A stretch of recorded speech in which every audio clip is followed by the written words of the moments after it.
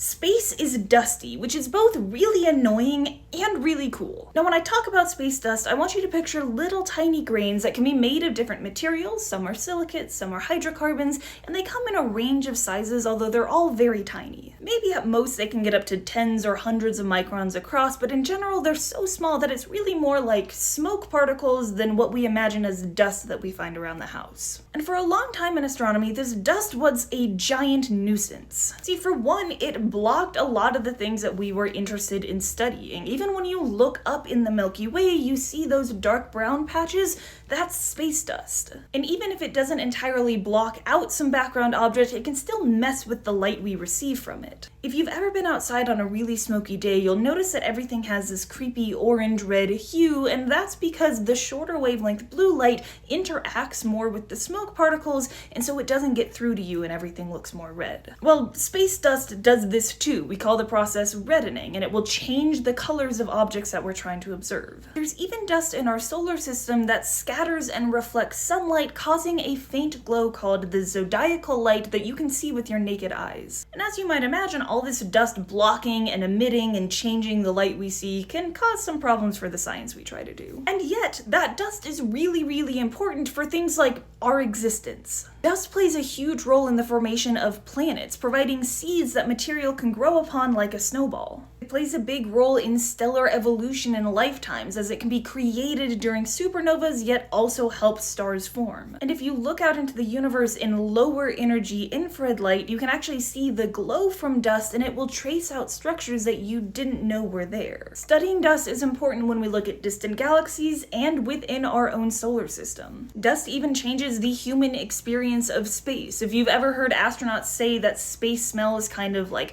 gunpowder or charcoal or just burnt material, that's those hydrocarbon grains.